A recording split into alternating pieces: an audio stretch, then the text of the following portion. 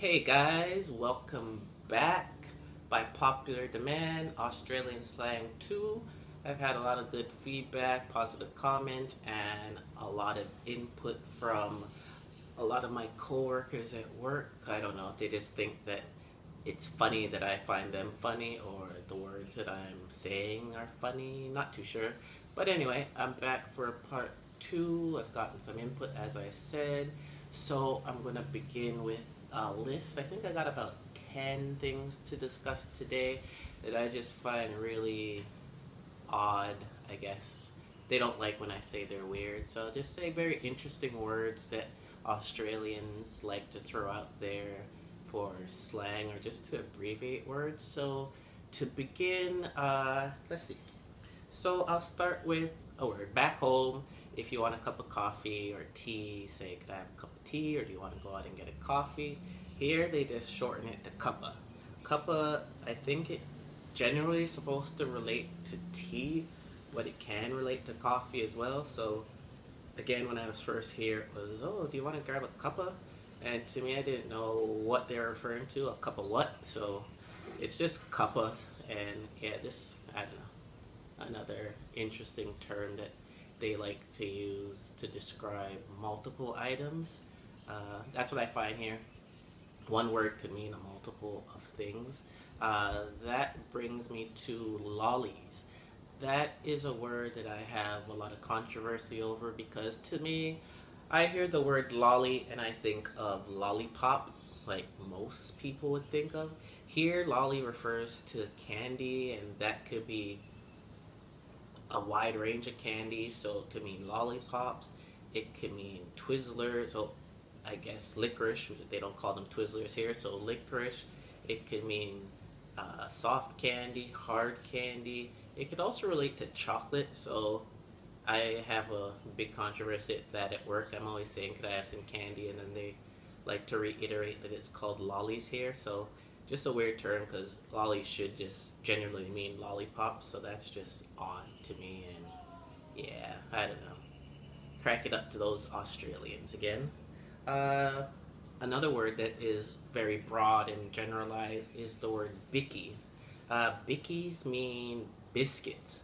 So back home, yeah, you know, you usually say, oh, could I have some crackers? Could I have chocolate chip cookie? Anything of that nature, but here bickies is this a wide term that generally relates to anything. So it could relate to crackers, it could relate to cookies, it could relate to rice crackers, it could relate to so many different things. So you never really know when someone's like, do you want some bickies, what you're gonna get. So it's just basically you're going in blindfolded and you might get something you don't like, which pretty much sucks because I generally like to know what I'm being offered before I take it. Another interesting word would be, they shorten a lot of words here. So if someone is devastated here, they don't say, oh man, I'm devastated. That was a hard loss here. They say, oh, I'm devoed. So D-E-V-O. So everything's cut short here, and they do like to add O's to a lot of words. So that's just one word that I found was funny.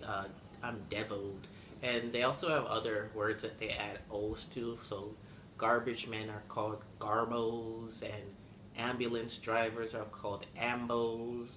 I don't know why they like to attach O to everything, but yeah, that's just something that you'll find very interesting when you come here. I'm going to use that word a lot because they don't like when I use other words to describe their slang. So just very interesting, I'd say.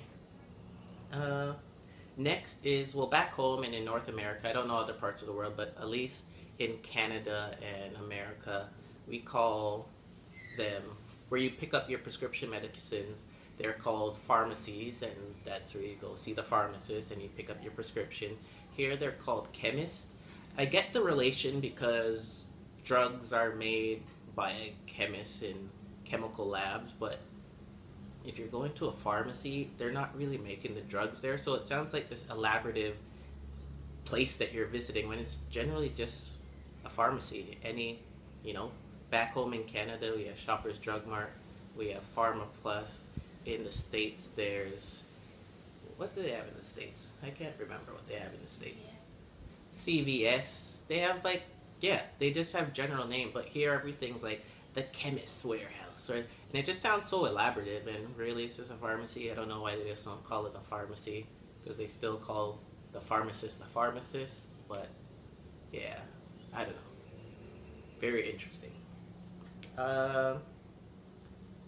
It's a car. So back home we have, you want to go in the trunk or you want to open the hood to the car. Here I kind of relate to this in a sense because my dad, I'm Jamaican, my background is Jamaican, so my dad often used these terms when I was younger. So I kind of knew what it was before, but a lot of people might not know.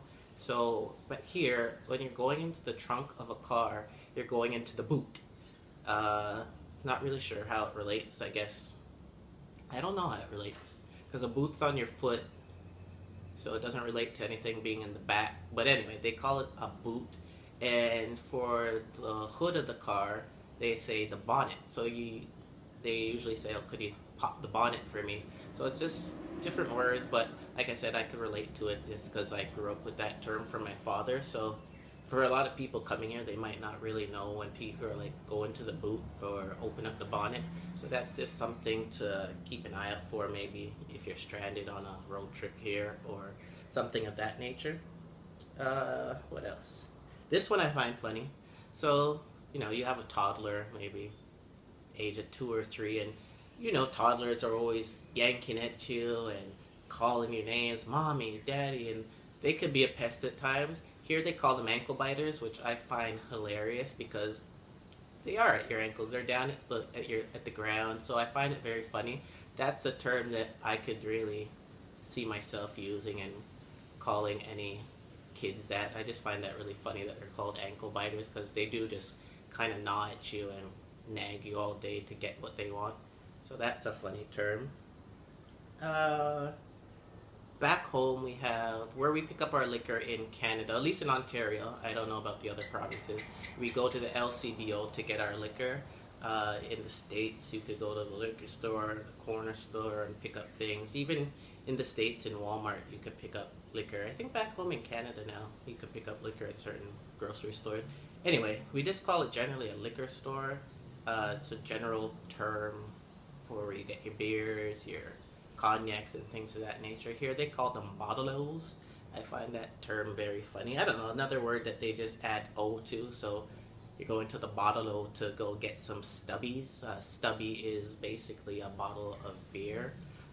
Very funny terms here. Just, I guess they're very relaxed and just find entertainment in, I don't know, shortening or abbreviating words. So yeah, if you're ever in Australia and someone says you want to go to the bottle-o, just make sure you know that is the liquor store. And next, for Christmas, our abbreviation back home in North America is Xmas. Some people don't like to use that. The people who are super religious feel that kind of is a negative term, I guess, for Christmas, calling it Xmas. Here, they don't have Xmas, so I never heard the term Xmas here, but they use Chrissy, so that's kind of clever. I guess it's a fun name for it, but again, there's people with the name Chrissy, so you might get a little confused with that.